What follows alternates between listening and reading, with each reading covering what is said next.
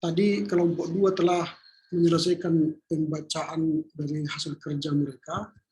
Sekarang kita akan masuk pada diskusi. Dalam diskusi ini kita akan mencoba melihat bagaimana kelompok 2 dalam mempersiapkan sebuah seminar proposal. Jika ada yang kurang, silakan kita memberikan masukan. Atau kalau ada yang bertanya, silakan. Disilakan kepada kelompok atau kepada kita untuk menyempurnakan sajian kelompok. Silakan, siapa yang mau pertama memberikan masukan? Artinya ini kita semua sama-sama latihan, dan ini nanti tentu akan bagian kita bersama bagaimana kita akan menulis sebuah proposal. Ya, silakan.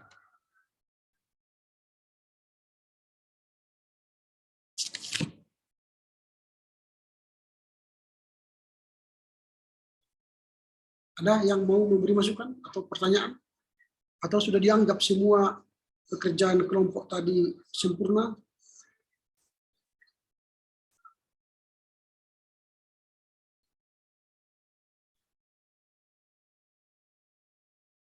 Berarti kita harus tunjuk orangnya langsung ya.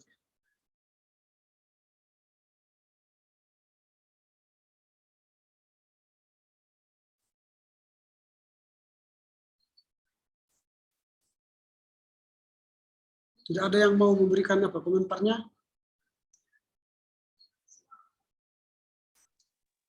Atau tidak ada orang di di Zoom ini? Saya, Pak. Silakan. Iya, baiklah. Terima kasih untuk Bapak dosen. Saya sedikit memberikan tanggapan kepada kelompok 2. Yang pertama dulu di bagian latar belakang masalah. Jika kita lihat tadi kelompok memaparkannya masih banyak terdapat pengertian-pengertian sehingga semakin banyaknya pengertian itu yang menjadi pokok permasalahan atau keresahan atau pergumulan kurang tajam ditampilkan di latar belakang masalah. Lalu yang kedua, minggu lalu kan juga sudah diingatkan oleh Bapak dosen bahwa bagaimana bimbingan seminar proposal itu harus memiliki daftar isi. Tapi di bagian ini, di kelompok ini tidak menampilkan daftar isi. Mungkin hanya itu, terima kasih. Oke, terima kasih atas masukannya. Bagaimana kelompok menanggapinya? Silakan. Iya, kami Bapak. Jadi terima kasih kepada Saudari Neni yang memberikan masukan kepada kelompok kami mengenai daftar isi. Kami minta maaf kepada Bapak dosen dan teman-teman. Kami kurang teliti mungkin dengan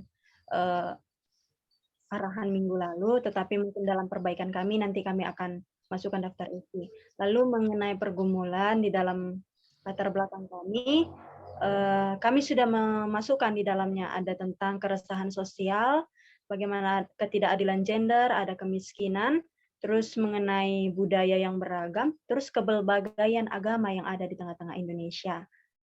Mungkin itu yang bisa kami jelaskan. Apabila ada teman-teman yang mau menambah, kami persilakan. Silakan kalau ada yang mau menambah.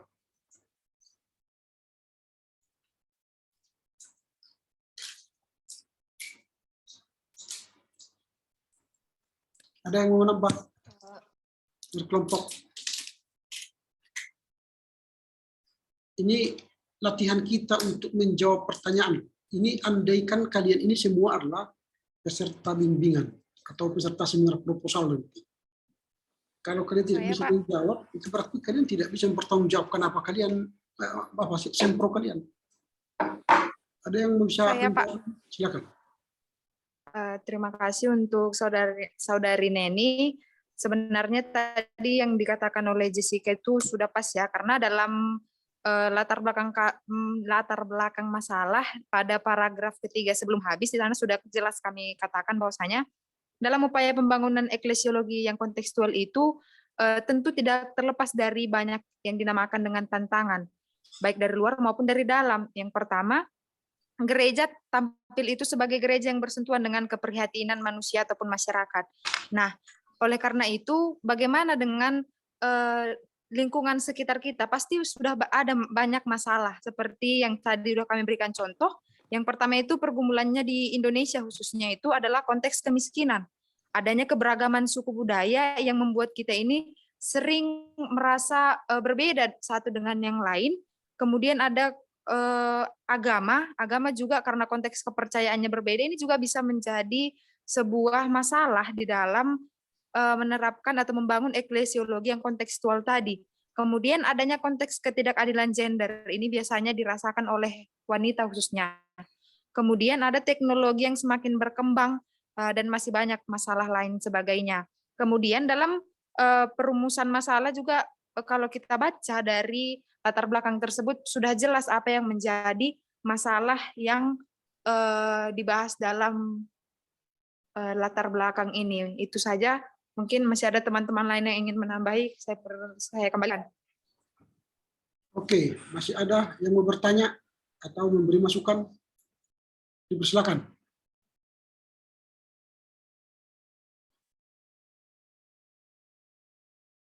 Bagaimana, Saudara Yosua? Ada masukan dari Yosua?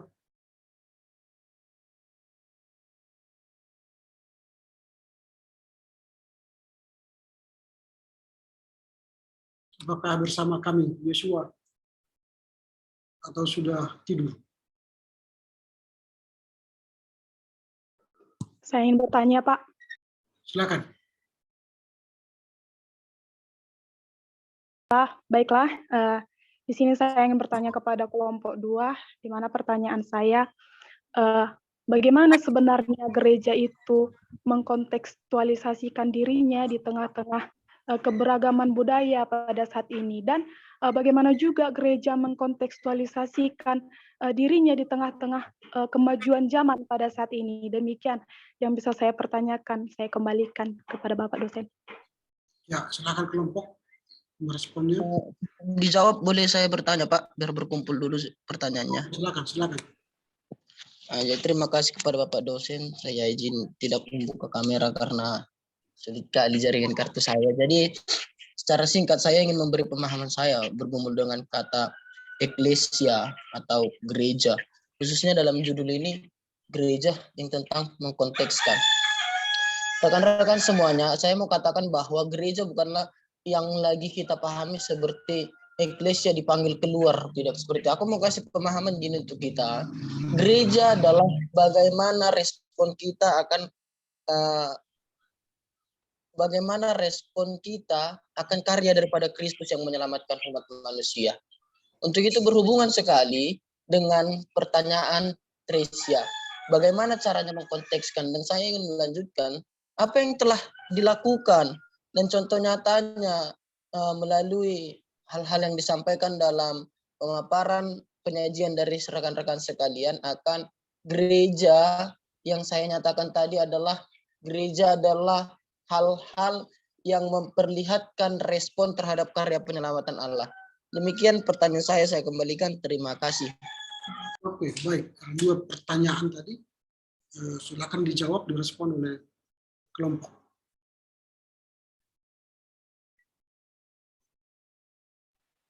Ya, saya pertama, Pak. Ya, jadi untuk menjawab pertanyaan dari Saudari Tresia, dari pertanyaan saya simpulkan bagaimana gereja mengkontekstualisasikan dirinya di tengah-tengah budaya dan bagaimana juga tengah-tengah teknologi kita seperti itu. Ya, jadi menurut kami gereja itu harus menjawab pergumulan ataupun menjawab dan selalu ada di tengah-tengah jemaatnya. Jadi ketika zaman ini maupun budaya sudah semakin berkembang, gereja juga cukup hadir sehingga jemaat tidak kehilangan dari kehadiran gereja itu. Itulah salah satunya tujuannya, makanya gereja harus berkontekstual ataupun harus menyesuaikan diri dengan keadaan sekitarnya. Jadi bagaimana caranya? Yaitu gereja tidak menjadi lawan daripada budaya, tapi salah satunya gereja menjadi bisa diibaratkan menjadi gereja menjadi rekan budaya, di mana gereja menggunakan budaya dan budaya itu juga dan dalam melakukan budaya juga menjadi beriman. Jadi bisa dikatakan ada kesesuaian di antara gereja dengan budaya. Juga dengan teknologi, di mana gereja juga tidak menolak teknologi, tapi dengan zaman yang sudah semakin berkembang, gereja juga harus menggunakan teknologi. Supaya apa? Supaya gereja juga mengikuti perkembangan zaman dan tidak tertinggal. Mungkin itu sedikit dari Saya sedikit, Pak. Silakan. Jadi untuk menanggapi pertanyaan dari dua penanya, hampir sama kemiripan pertanyaan dari saudara-saudari, di mana bagaimana gereja itu mengkontekstualisasikan dirinya di tengah-tengah masa sekarang, di zaman sekarang. Jadi gereja yang kontekstual atau bagaimana gereja untuk mengkontekstualisasikan dirinya, yang pertama gereja itu tidak menutup diri. Artinya dengan segala tantangan yang ada di masa sekarang, contohnya tadi penanya mengatakan di era digital, nah gereja itu tidak menutup dirinya untuk mengabarkan kabar sukacita tadi. Artinya gereja itu menerima tantangan tadi dan menyesuaikan hadir agar kabar sukacita tadi, gereja tadi dapat terrealisasikan atau sejalan selaras dengan tantangan yang ada tadi. Untuk itulah diperlukan sebuah kesadaran di mana gereja itu harus benar-benar sadar bahwa yang dihadapi atau tantangan yang akan dihadapi di masa sekarang, gereja itu tidak menutup diri. Dan untuk itulah gereja agar lebih peka terhadap tantangan yang ada di masa sekarang di era digital. Gereja itu atau eklesiologi, gereja yang kontekstual di tengah-tengah sekarang harus bisa meminimalisir segala tantangan yang ada, atau gereja itu harus hadir di tengah-tengah segala tantangan tadi. Mungkin itu bisa saya tanggapi untuk pertanyaan dari saudara-saudari, Pak. Saya kembalikan. Ya, silakan yang lain yang Saya, Pak. Silakan. Ya, jadi menjawab pertanyaan dari Tresia, menambahi dari jawaban teman-teman, bagaimana gereja mengontekstualisasikan diri di tengah budaya yang ada di Indonesia dan perkembangan teknologi. Nah, jadi di dalam latar belakang kami menyatakan bahwa gereja itu harus menyadari bahwa gereja itu berdiri bukan untuk dirinya sendiri. Jadi gereja itu tidak boleh menganggap bahwa gereja itu berbeda dengan masyarakat yang lain. Artinya gereja itu harus menjadi gereja yang inklusif. Tidak boleh menjadi gereja yang eksklusif, menutup diri dengan budaya yang ada. Tetapi gereja itu harus kritis terhadap budaya yang ada. Lalu gereja juga hadir untuk menerangi atau menerangi dengan Injil budaya yang ada, sehingga budaya yang ada terkhususnya di konteks budaya Batak Toba. Nah, jadi Injil itu atau gereja itu hadir sebagai pembawa terang atau pembawa bagaimana sebenarnya budaya itu bisa diterapkan, dan budaya itu tidak menyeleweng dari ajaran agama atau Kristen. Lalu bagaimana gereja terhadap teknologi? Nah, pada saat sekarang ini mungkin sudah ada beberapa gereja yang mulai membuka diri dengan adanya teknologi. Teknologi itu kan tidak hanya sebatas dengan internet atau jejaring sosial saja. Banyak sudah gereja menggunakan media-media yang lain untuk memberikan atau mengabarkan bagaimana firman Tuhan itu. Lalu dengan musik atau dengan YouTube atau dengan hal-hal yang lain, dengan buku-buku. Lalu berhubungan dengan pertanyaan Tresia, apa yang telah dilakukan gereja? Gereja tadi adalah hal-hal yang memperlihatkan respon terhadap kasih Allah. Nah, gereja itu tidak hanya memberitakan, tetapi gereja itu harus berani membuktikan gitu, membuktikan apa yang diberitakannya di tengah-tengah masyarakat, sehingga apa saja yang sudah dilakukan gereja. Nah, hal yang kami bilang tadi bahwa gereja itu sudah mulai membuka diri dengan teknologi dan menggunakan atau bekerja sama dengan teknologi menyampaikan dan memperlihatkan kasih Allah itu di tengah-tengah dunia. Lalu dengan cara berdiakonnya, lalu mungkin itu sajalah dulu, ditambahi dengan teman yang lain. Silakan teman yang lain, anggota yang lain. Saya, Pak. Silakan. Baiklah, jadi untuk pertanyaan dari Saudara Teresia, sedikit menambahi dari yang sudah dikatakan teman-teman. Jadi di sini gereja harus bisa mengkondisikan dirinya ataupun harus bisa gereja hidup berdampingan dengan adat istiadat ataupun kebudayaan-kebudayaan bahkan teknologi. Karena pada dasarnya yang kita ketahui kehidupan manusia itu nggak terlepas dari perkembangan teknologi, nggak terlepas juga dari adanya kebudayaan ataupun adat istiadat tadi. Seperti yang dikatakan teman-teman yang lain, ini merupakan suatu tantangan bagi gereja. Jadi di sini seperti yang saya katakan di awal tadi, gereja harus dapat membuktikan bahwa dirinya dapat hidup berdampingan dengan perkembangan teknologi tadi dan perkembangan kebudayaan tadi. Namun bukan berarti semua hal yang sedang berkembang terkhususnya dalam teknologi harus diikuti. Tapi gereja juga di sini bisa memfilter mana yang positif untuk dilakukan jemaat ataupun untuk diterapkan di gereja dan mana yang negatif. Seperti itu. Saya kembalikan jika ada teman-teman yang ingin menambahi. Siapa yang menambah lagi dari anggota kelompok? Saya, Pak, sedikit. Silakan. Baik, saya akan menanggapi pertanyaan dari Saudari Teresia dan juga Saudara Dian tadi yang saling berkaitan. Untuk menjawab pergumulan zaman sekarang, bagaimana gereja mengkontekstualisasikan gereja itu kan.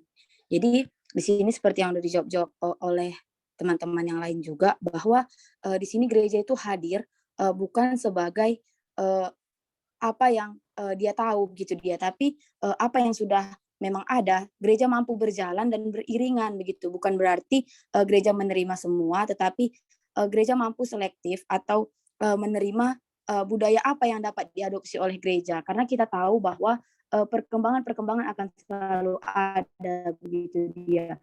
Bagaimana mungkin saat perkembangan ada, gereja tetap diam dan tidak bergerak gitu. Pasti hal-hal yang nggak baik juga yang terjadi gitu kan. Jadi harus ada sikap yang membuka diri dan tidak diam terhadap budaya maupun teknologi yang ada. Misalnya kita tengok pada masa pandemi sekarang ini, bagaimana mungkin jika gereja diam tidak mempertimbangkan perkembangan teknologi, otomatis jemaat-jemaat akan mengalami kegersangan rohani begitu dia.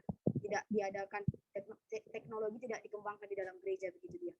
Jadi mungkin gereja mampu untuk membuka diri dan tidak berdiam diri terhadap apa yang terjadi gitu, seperti budaya yang ada maupun teknologi yang ada. Mungkin yang bisa saya jawab. Tambahi oleh teman-teman. Silakan kalau ada yang menambah dari anggota atau anggota kelompok. Masih ada? Ya, saya sedikit, Pak, sedikit saja karena sudah banyak yang diberikan pertanyaan Saudara Teresia dan Saudara Dian yang saling mirip. Sudah banyak jawaban-jawaban yang cukup menjawab pertanyaan tersebut. Tetapi saya berikan pertanyaan sedikit. Sikap gereja ini terhadap kebudayaan itu harus menanggapi atau mengambil sisi positif dari kebudayaan tersebut tanpa membuang sisi negatifnya, tanpa menghilangkan nilai kebudayaan tersebut. Mungkin itulah yang paling salah satu yang terutama dalam sikap gereja terhadap kebudayaan. Karena hal-hal yang berbaru pada kebudayaan ini tidak bisa terlepas. Contohnya dari kehidupan kita sehari-hari. Tapi sikap gereja itulah yang paling penting salah satunya. Menanggapi atau mengambil sisi positif dari kebudayaan tersebut. Dan tidak membuang sisi negatifnya tanpa menghilangkan nilai kebudayaan tersebut. Itu saja yang bisa saya jawab. Terima kasih. Oke, ada lagi yang bertanya atau memberi masukan terhadap bentuk seminar proposal ini?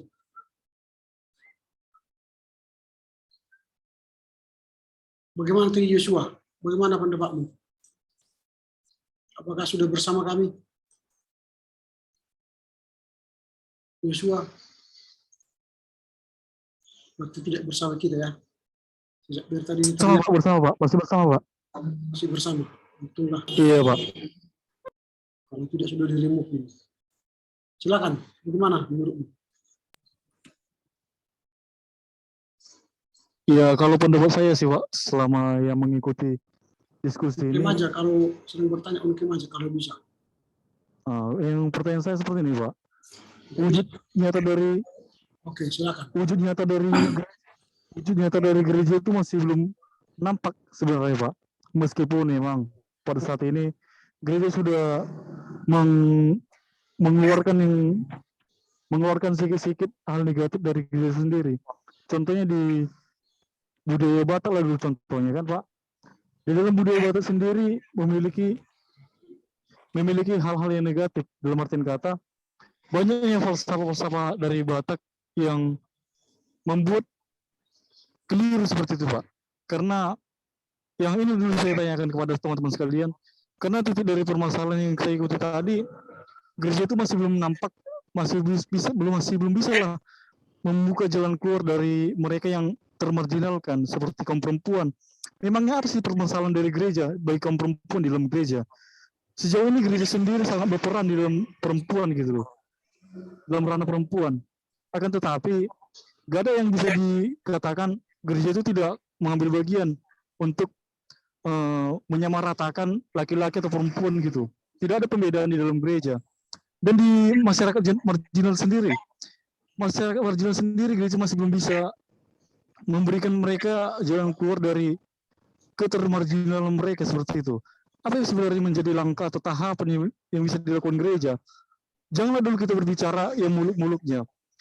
Coba saudara-saudari yang penyeminar memberikan contoh hal sederhana lah dulu untuk menopang atau mengeluarkan mereka yang termarginalkan ini dari lingkungan yang membuat mereka terikat gitu di dalam kemiskinan atau keterpurukan seperti itu dia. Kepada teman-teman saya kembalikan, terima kasih. Silakan, ada yang mau menanggapi dari kelompok? Silakan.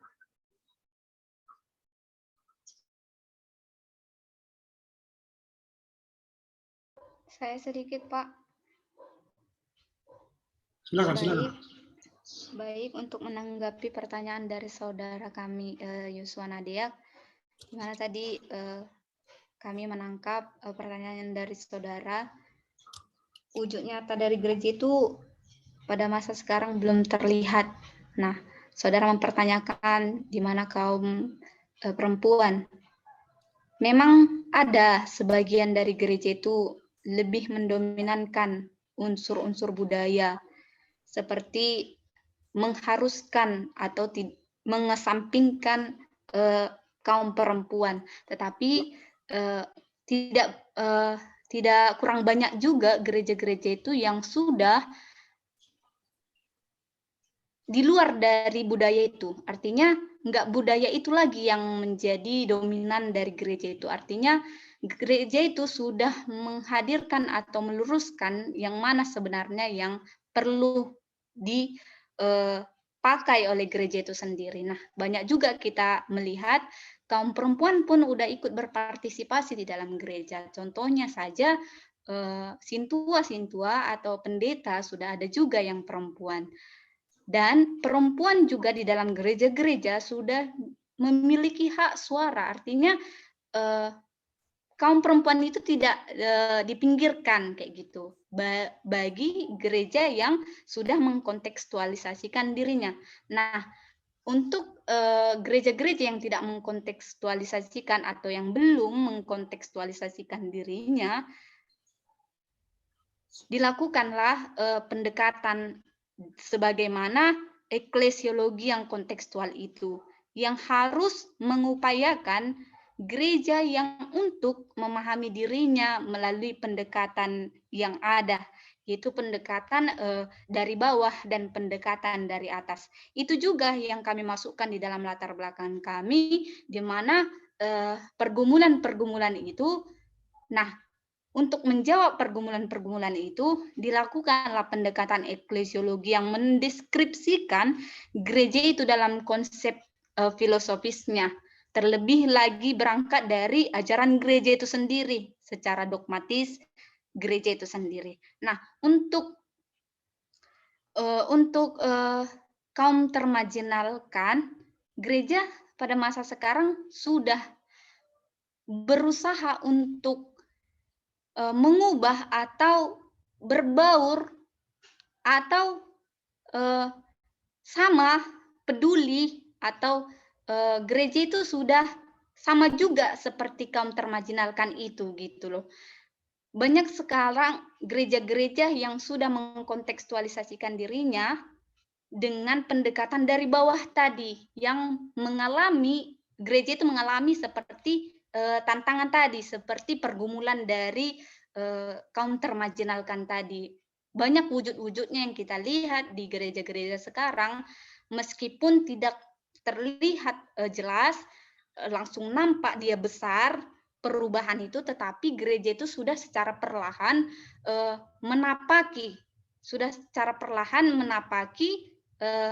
pergumulan tadi, yaitu kaum termarginalkan, baik perempuan di dalam gereja, dengan pendekatan dari bawah. Mungkin itu yang bisa saya tanggapi, Pak. Saya kembalikan.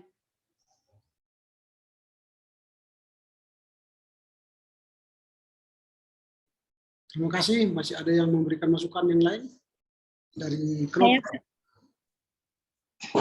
Silakan. Baiklah. Mohon maaf sebelumnya Pak kalau saya menutup kamera karena jaringan di sini sangat sulit. Maka untuk menanggapi pertanyaan dari ataupun tanggapan dari Saudara Yusuf Nadiak mengenai adanya kesalahan pemikiran-pemikiran masyarakat yang menganggap bahwa gereja itu masih kurang memperdulikan kaum perempuan, kaum marginal dan lain sebagainya. Jadi untuk menanggapi ini dalam hal sesuai dengan materi kita pada saat ini, bagaimana eklesia dalam gereja itu dalam hal mengkontekstualisasikannya dalam kehidupan masa kini. Jadi untuk hal itu, mungkin untuk mengubah pemikiran-pemikiran tersebut itu mungkin saja dari beberapa gereja sudah bisa kita lihat bagaimana gereja itu sudah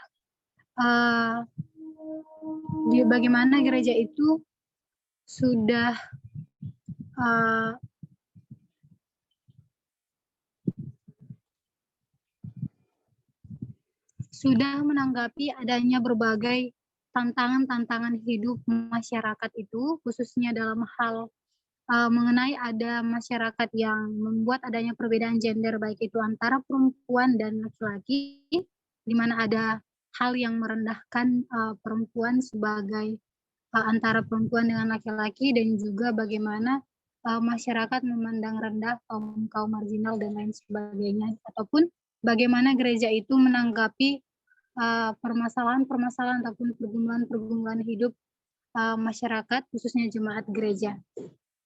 Dan mungkin ini tadi sudah dijawab sedikit daripada Saudari Risma, di mana kan kita ketahui gereja itu harus dapat membawa jemaat itu dari kegelapan menuju pada terangnya, yaitu kepada Yesus Kristus melalui firman Tuhan yang disampaikan. Nah, kemudian mungkin memang benar tahap awal untuk menghadapi pergumulan-pergumulan dari masyarakat itu dengan melakukan pendekatan seperti yang dikatakan oleh Saudari Derisma. Namun mungkin bisa juga kita lihat secara nyatanya bagaimana gereja itu membantu jemaat seperti khalayak-khalayak miskin misalnya, seperti membantu jemaat dalam hal mencukupi kebutuhan hidup sanang pangan mereka melalui bantuan dari dalam hal memberikan tanah untuk dijadikan lahan pertanian bagi kaum miskin. Bagaimana misalnya contohnya gereja HKI yang sudah mendirikan panti asuhan untuk membantu rakyat-rakyat miskin, dan juga mengenai pemikiran-pemikiran yang salah mengenai perbedaan gender itu mungkin sudah dilakukan oleh gereja itu sendiri melalui pemberitaan firman dengan melakukan PA ataupun pembinaan warga jemaat dan lain sebagainya. Mungkin demikian tanggapan dari saya kembalikan kepada Bapak dosen. Baik, masih ada lagi dari anggota kelompok yang memberi masukan? Ya, Pak. Silakan. Ya, jadi perihal pertanyaan tadi, pertanyaan si Joshua mengenai kaum perempuan yang termarginalkan dan juga orang-orang miskin. Nah, jadi itu kan karena adanya budaya ya, terkhusus orang Batak, perempuan itu nggak cocok jadi pemimpin. Perempuan itu ida permanian gitu. Perempuan itu hanya di rumah saja. Jadi itulah tadi eklesiologi yang kontekstual ini kan menjadikan gereja yang menggereja. Artinya gereja itu hadir menyatakan atau menerangi budaya itu. Bukan berarti gereja itu ikut di dalam budaya, tetapi gereja memperbaiki garis yang bengkok di tengah budaya supaya garis itu lurus gitu. Lalu di dalam latar belakang kami mengatakan bahwa gereja itu harus mulai memikirkan, mengkontekstualisasikan dirinya di tengah lingkungan Indonesia, di tengah keberagaman. Bagaimana ia mengkontekstualisasikan dirinya? Dengan gereja melihat atau meninjau tata gereja, karena tata gereja, visi misi itu adalah kompas utama untuk menjalankan pelayanannya di tengah-tengah jemaat. Nah, sehingga gereja itu harus mulai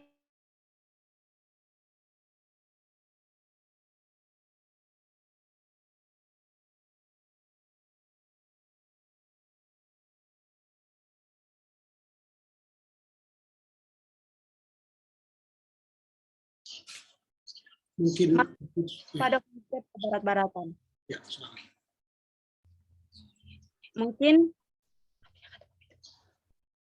lalu mengenai kaum-kaum termarginalkan tadi, itulah menjadi pokok masalah yang terbesar sekarang di Indonesia ini. Tidak hanya di kaum gereja, tidak hanya di gereja saja, bahkan di negara dalam kepemimpinan pun perempuan itu masih sangat terpinggirkan. Tapi sudah banyak beberapa wilayah atau beberapa gereja yang sudah membuka diri dengan kehadiran perempuan. Karena itulah tadi Injil itu datang untuk menerangi yang gelap, dengan menerangi budaya itu supaya budaya yang salah itu tidak terbawa terus dan mulai mengembalikan atau melihat bahwa perempuan dan laki-laki itu sama di hadapan Tuhan. Mungkin itulah yang bisa kami jawab. Kami kembalikan kepada Bapak dosen. Oke, baik. Ada lagi yang mau bertanya atau memberi masukan? Saya lah dulu, Pak. Silakan. Oke, terima kasih kepada kelompok dan kepada Bapak dosen. Saya pernah baca kutipan dari John Atitale yang mengatakan bahwa gereja itu harus inklusif dan transformatif. Nah, bagaimana juga tadi sudah banyak dijelaskan oleh para teman-teman yang mengatakan bahwa gereja itu harus membuka diri kan gitu. Nah, lalu saya ingin bertanya tentang apa sebenarnya yang menghambat pengkontekstualisasian dalam gereja.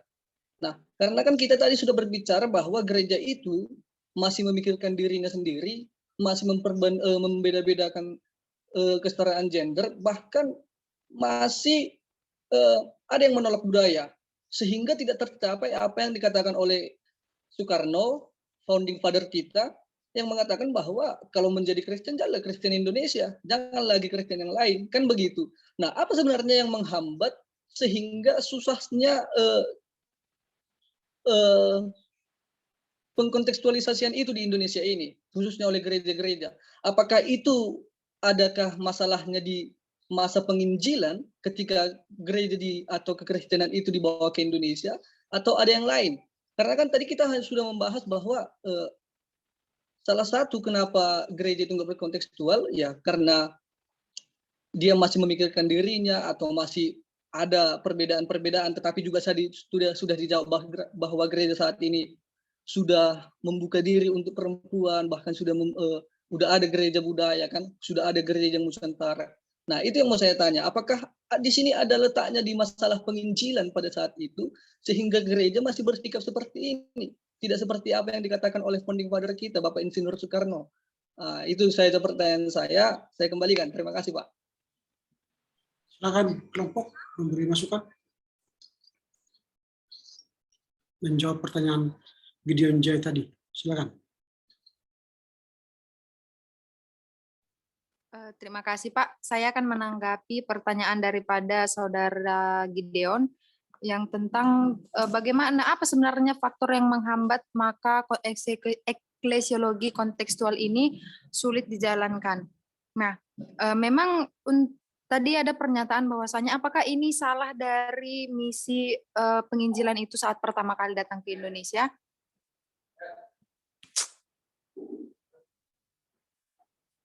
Baik, saya lanjutkan.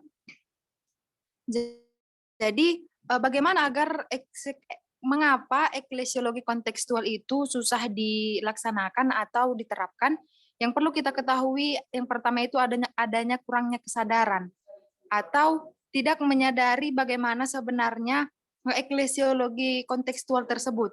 Karena untuk menerapkan orientasi transformasi tentang eklesiologi kontekstual ini membutuhkan transformasi kesadaran dan aspek struktural atau bisa dikatakan sebagai transformasi mekanismenya.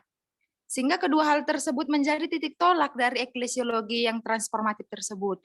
Ketika kedua hal ini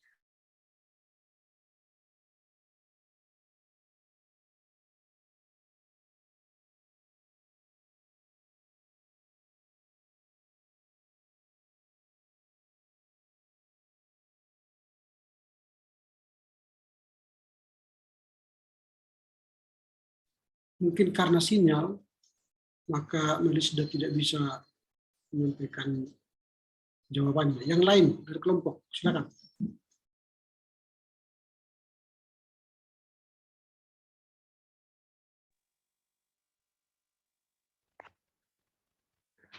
Baiknya, Pak. Silakan siapa yang memberi jawaban? Yang lain dari kelompok. Ya, saya sedikit menambah jawaban dari teman kami Melisda tadi.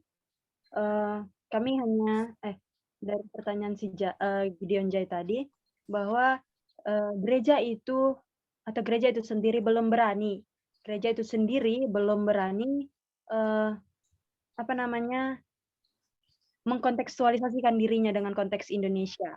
Karena kita lihat bahwa di saat gereja itu masih banyak konteks kebarat-baratan, masih banyak Kristen kebarat-baratan gitu, sehingga kekristenan di Indonesia belum Kristen Indonesia, masih banyak pengaruh kebarat-baratan, sehingga itulah alasan kami mengatakan bahwa gereja itu belum berani sepenuhnya mengkontekstualisasikan dirinya di Indonesia dengan budaya-budaya, kultur atau sistem sosial masyarakat yang ada di Indonesia ini.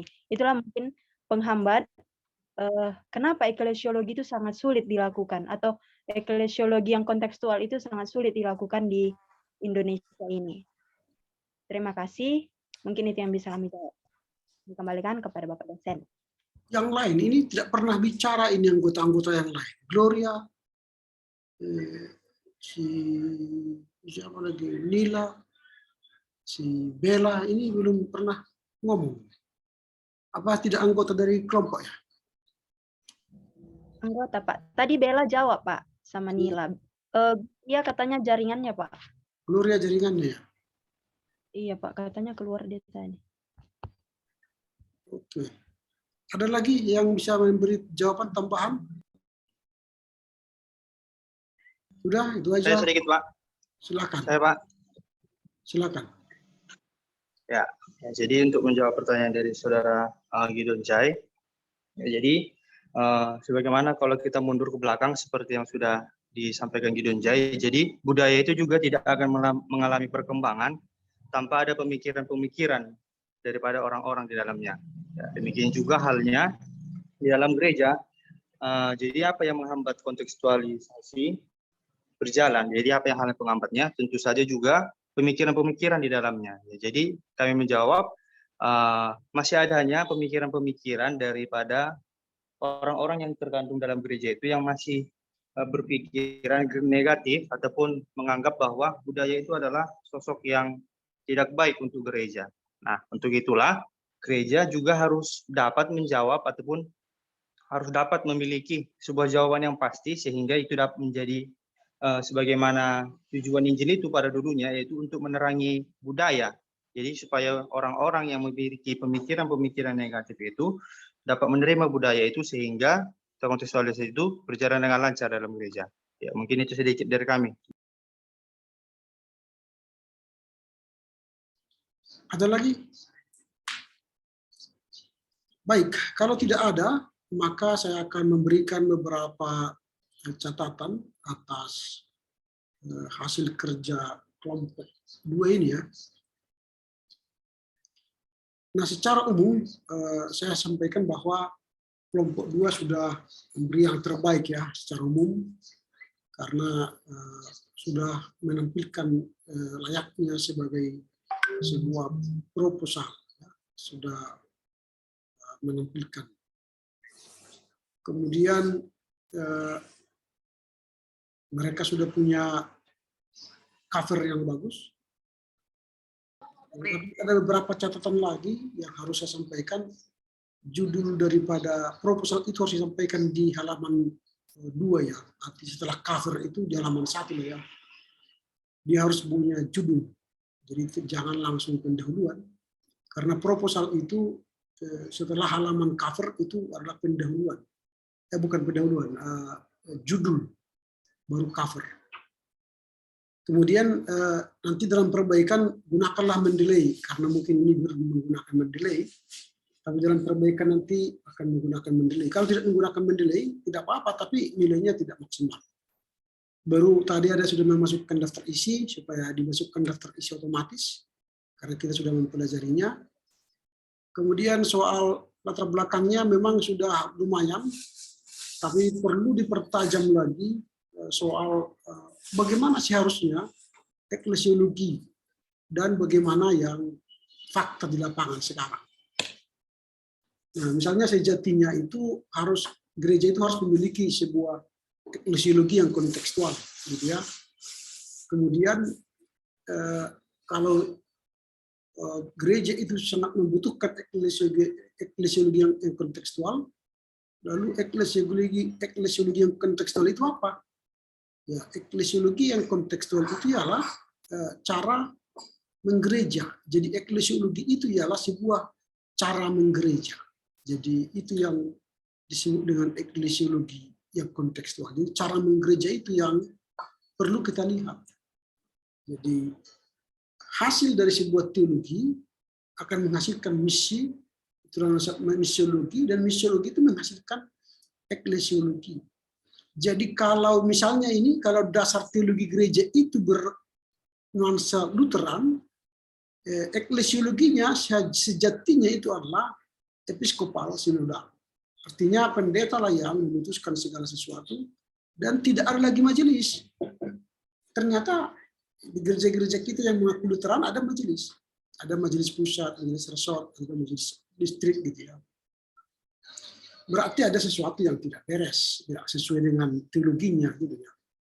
Atau ada gereja yang mengaku Calvinis, tetapi eklesiologinya sejatinya presbiterial gitu ya. Artinya yang mengatur gereja itu adalah presbiteros atau penatua atau majelis gitu ya. Pendeta itu tidak mengatur gereja. Yang mengatur gereja itu ialah para presbiteros. Tapi kenyataan di lapangan yang mengaku diri Calvinis pun yang mengatur gereja kan pendeta juga kan. Nah, ini kan persoalan eklesiologi. Nah, ini sejatinya berarti ada solen. Lalu kita lihat fakta di lapangan, ini kan fakta di lapangan dasen. Kenyataannya sekarang ialah ada gereja yang mengaku Lutheran tetapi juga memakai sistem presbiteral sinodal. Atau ada yang mengaku Calvin tapi dia menganut episkopal sinodal. Sehingga inilah menjadi sebuah permasalahan yang harus dibahas secara akademis. Nah, yang saya maksud begini, nah supaya kalian nanti dalam menyusun sebuah latar belakang harus melihat dua hal tadi, das solen dan das sein. Das solen itu yang sejatinya yang harus dikerjakan oleh gereja. atau nanti kalau dalam penelitian kita yang seharusnya terjadi. Tetapi kenyataan di lapangan yang terjadi itu bukanlah seperti itu. Maka terjadi jurang antara yang seharusnya terjadi dengan yang terjadi. Ada jurang penelitian, itulah yang disebut dengan persoalan teknologi. Persoalan penelitian. Atau itulah keresahan kalian sebagai peneliti. Saya resah dengan keadaan ini. Masa gereja saya itu yang mengaku Lutheran, ya, tetapi kenyataan ada Presbyterian. Masa gereja saya yang Calvinis, tapi yang mengaku itu adalah pendeta. Nah, itu kan keresahan eklesiologi. Sementara eklesiologi yang sejatinya kalau Lutheran ya udahlah dia episkopal sinodal, kalau dia Calvinis ya harus dia presbyterian sinodal. Nah, tetapi gereja-gereja Indonesia sekarang ada campuran, eklesiologi campuran. Terkadang dia episkopal, terkadang dia presbyterian, terkadang dia kongregasional. Kongregasional itu Mennonite. Jadi yang mengatur sepenuhnya jemaat. Terkadang gereja-gereja kita kan bisa jemaat menolak pendeta. Itu berarti kongregasional. Jadi kalau jemaat itu tidak boleh menolak pendeta. Tetapi kalau dalam Lutheran yang episkopal sinodal, dia sending pastor. Tidak boleh orang atau jemaat menolak. Itu namanya episkopal. Episkopos, dia penentu. Nah, ternyata di kita ada jemaat yang menolak pendeta. Itu berarti dia sudah menjadi Mennonite. Jadi kongregasional. Ini contoh keresahan-keresahan teologis yang perlu kita jawab. Nah, dengan demikian terjadilah pola pikir kita yang sistematis menghadapi sebuah persoalan. Nah, ini yang perlu dipertajam nantinya. Nah, kemudian identifikasi masalah berarti adanya keadaan di mana gereja tidak memiliki eklesiologi yang kontekstual, atau gereja tidak memahami teologinya, eklesiologinya dengan baik dan benar. Nah, ini soal identifikasi. Baru rumusan masalah. Dalam rumusan masalah ini, pembahasan masalah dan rumusan masalah ini, pertanyaannya sudah lumayan bagus. Apa faktor penyebabnya, upaya apa yang dilakukan, apa yang menyebabkan, dan mengapa. Ya, itu sudah lumayan. Kemudian tujuan penulisan dan manfaat penulisannya sudah lumayan, sudah bagus. Dan metodologi penulisannya pun sudah disebutkan kualitatif dan menggunakan library research. Sudah lumayan. Sistematika penulisannya sudah bagus. Nah, kemudian di daftar pustakanya justru bagus. Karena harus diingat bahwa untuk seminar proposal skripsi yang kita butuhkan jumlah buku itu ialah 25. Jadi kalian sudah menggunakan 26, berarti kan sudah lolos. Dan buku bahasa Inggrisnya itu adalah 4. Kalian sudah menggunakan 6, jadi sudah lolos. Dari segi buku referensi, kalian sudah bisa. Nah, kayak tadi saya katakan secara umum, proposal ini sudah lumayan. Kalau nanti seperti ini disajikan, para dosen penguji sudah agak tersenyum melihat proposal ini. Nah, dia akan menerima. Nah, persoalannya ialah sekarang bagaimana kita mempertanggungjawabkan proposal itu di hadapan mereka. Nah, itu nanti akan ada sesi tersendiri, kita akan membahas itu. Demikian ya, kepada kelompok bagus, tapi diperbaiki beberapa catatan tadi. Dengan demikian berakhirlah perkuliahan kita. Terima kasih atas perhatiannya dan terima kasih kepada kelompok 2 yang telah bekerja keras untuk menyampaikannya di hadapan kita.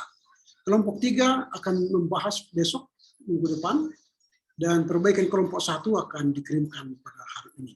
Dengan demikian berakhirlah perkuliahan kita. Tuhan Yesus memberkati. Salam buat keluarga, jaga kesehatan dan tetap protokol kesehatan. Silakan Komti untuk memilih salah seorang dari kita untuk berdoa. Ya, kepada Saudara Reksi Sidabalok untuk menutup pertemuan kita pada saat hari ini. Saudara Reksi Sidabalok. Silakan. Oke, baiklah. Iya, Pak. Ya, baiklah. Terima kasih kepada Komtia. Kita tutuplah perkuliahan kita berdoa. Kembali kami mengucap syukur kepada Tuhan di sore hari ini. Tuhan masih memberikan kepada kami kesehatan dan kelancaran signal pribadi lepas pribadi, sehingga dapat menjalankan perkuliahan kami ini dengan lancar. Bapak yang baik, apapun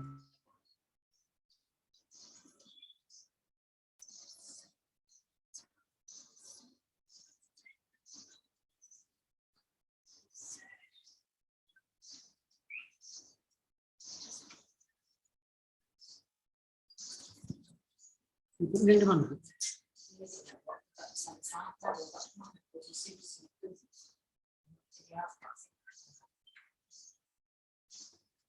Tadi kan utang.